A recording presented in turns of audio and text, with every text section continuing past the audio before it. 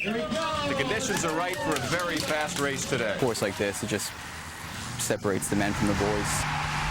There's nothing in sports where you can be out here this close to the racers. You can stand here, you can cheer the racers on.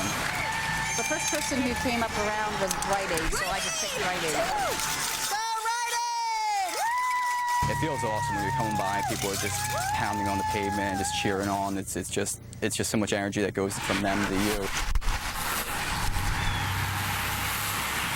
Riders still going as fast as they have from the start. I wonder how long this hellaciously incredible pace is gonna last. Every race is different, the dynamics. This is a very short, very technical course, so it just favors the stronger, more experienced riders.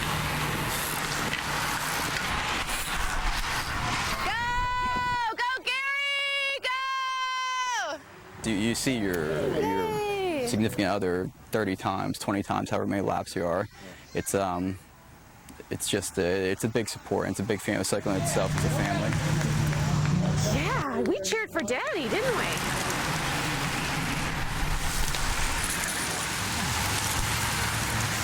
Ring the bell because there's just one lap to go. Just one lap to go. As the field is about to pounce on its prey. Riders down the final turn. Just a bunch of crashes. Whoever said this wasn't a tough course. We have no real injury. I mean, we have maybe some broken bones. More often than not, that's what happens in a bike race crash. Plus, everyone loves riding a bike. Number 261.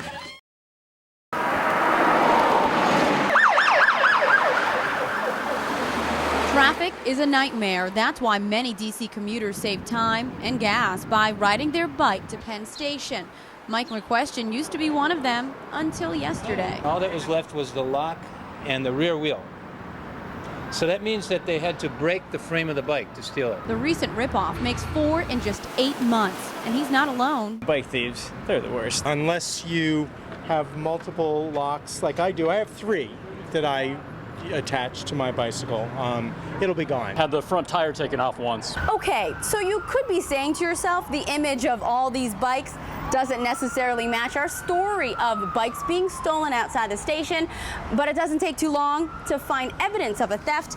Check this out. This chain lock cut right in half. How's that for proof? But Amtrak told us the bike rack is on city property. City police have no record of bike thefts, just simple larcenies. And we couldn't even get an answer as to who's watching on the other side of all these cameras. Bike lockers are inexpensive. They can be placed anywhere in the weather, inside, outside. All Amtrak could tell us on that front is that their budget is tight. As for McQuestion, he says he can't afford to lose another $900. So he says his next bike will be a cheap one until someone comes up with a better and safer solution. At Penn Station, Delia Gonsalves, ABC 2 News.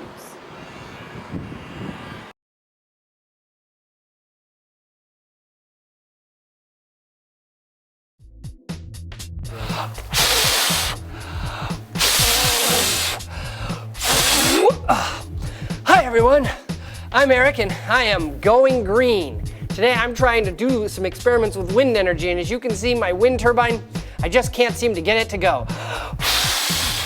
But that's okay. I have another one here that I think is going to work a little bit better.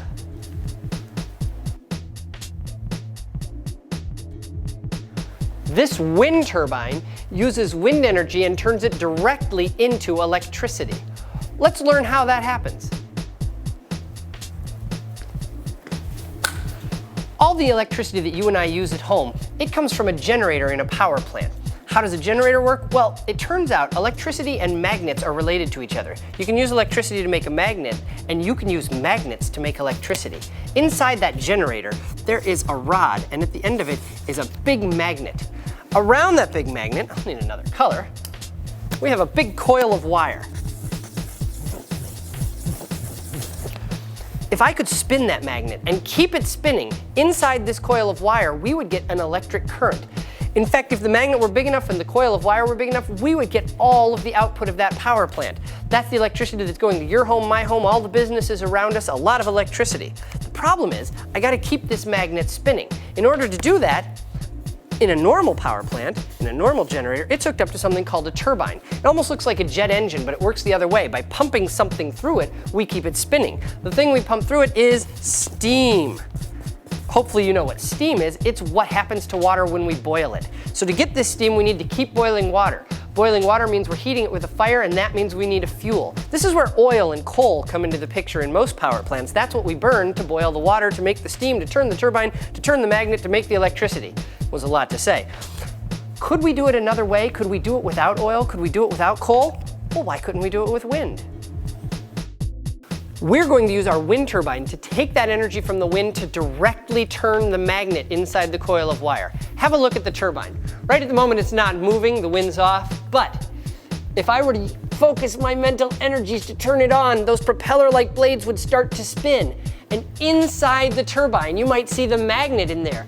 It's connected to those propeller blades. It is spinning as well inside a coil of wire, making electricity. All that electricity we're creating can be used in a lot of ways. We could connect it directly to our homes. We could send it back to the grid. We could even store it in batteries so that we could use it on a day that wasn't windy. For Project Footprint, I'm Eric. And if you want to learn more about renewable energy, including wind energy, come on out to the Renewable Energy Center in Manheim, Pennsylvania. In the meantime, I'm going to try a few more experiments with my wind turbine, see if I can get it going.